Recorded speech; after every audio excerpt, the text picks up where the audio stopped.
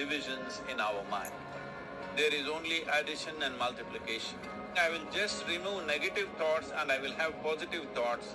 All the best, it's not going to work. It's just that you need to pay little attention as to how it functions. You will see there is a distinction between what is you and what you have gathered.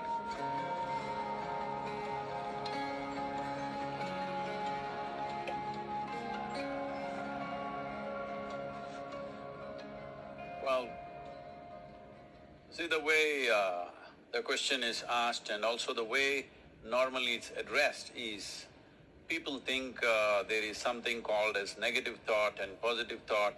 They want to remove the negative thoughts and have only positive thoughts. For such people, I would ask them to just experiment for 10-15 seconds. Let them forcefully remove one thought from their mind. For example, next 10 seconds, just don't think of a monkey. Try not to think of a monkey for next 10 seconds. You will see you will be full of monkeys. So what I'm saying is, this is the nature of your mind, because in this mind, all the three pedals are throttle. There is no brake, there is no clutch. Whatever you touch, it will only go faster. In this kind of mind, people have been taught from moral teachers and religious teachers, do not think about bad things. Well, since then it's been a full-time job. So there is no way you can handle the mind like this. This doesn't need any great enlightenment. If you spend 2 minutes with your eyes closed, you will realize you cannot do anything forcefully with this mind. So, I want to remove negative thoughts. Do not ever go in this direction, because what you want to remove will become your quality. Always you will be on it. So what should I do?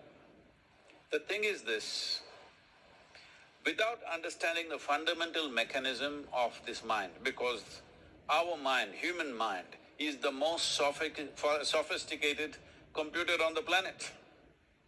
Even all the supercomputers have come out of this. When this is the case, is it not important that we understand the mechanics of how it functions?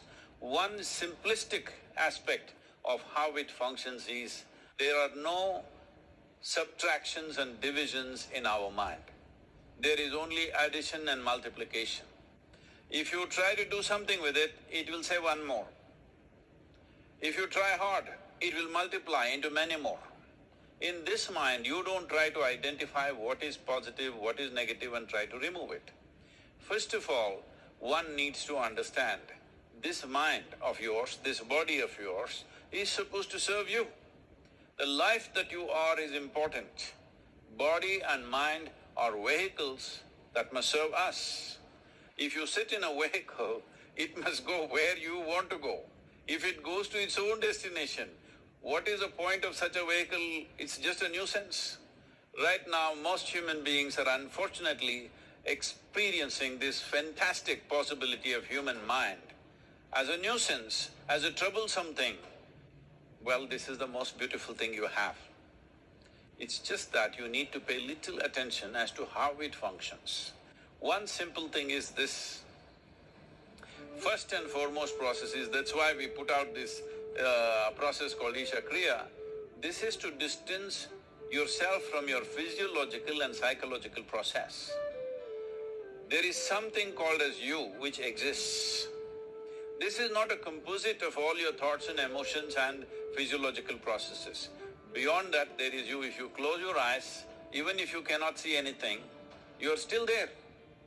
It is through the window of your eyes that you're looking out, but if you close your eyes, it doesn't mean that you don't exist. You still exist. So beyond your thought, you still exist. Beyond your emotion, you still exist.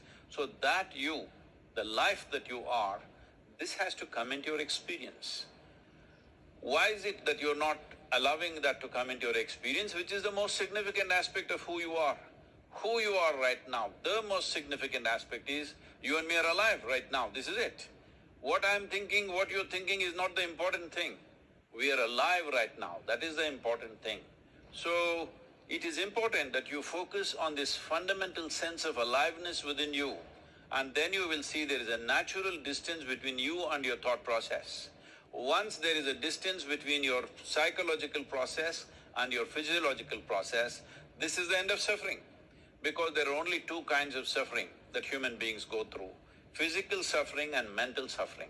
Once you create a little space between you and your mind, between you and your body, this is the end of suffering. This is something every human being has to experience and know. Otherwise, thinking I will just remove negative thoughts and I will have positive thoughts, all the best, it's not going to work 100%. It's not going to work because nobody can remove it. They can avoid it for some time. So when negative thoughts come, you say Ram Ram, Shiva Shiva, whatever you want. But this is just avoiding, it's not gone. The moment you stop that, it will pop back with great force. Otherwise, it will come back in your dreams. So it's very important. First of all, you need to understand your anger, your resentment, your fear, your anxieties, the negativity that you generate. Generally, resentment, anger, it is always directed towards somebody. But we need to understand this is poisons that we are drinking and expecting somebody else to die. Fortunately, life doesn't work like that. If I drink poison, I die. If I drink poison, you don't die. So, we need to understand this. When I say poison, today you can have yourself chemically analyzed. Right now, what is your blood work, what it says? 5 minutes of intense anger. Check your blood work and see, there will be lots of negative elements in it. Literally, you're poisoning yourself.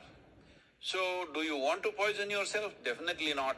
Now, the very question is coming from certain helplessness. What shall I do? Don't do anything.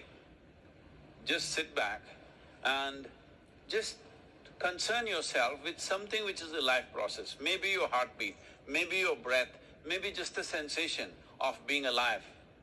Depending upon how sensitive or how perceptive you are, accordingly, find something.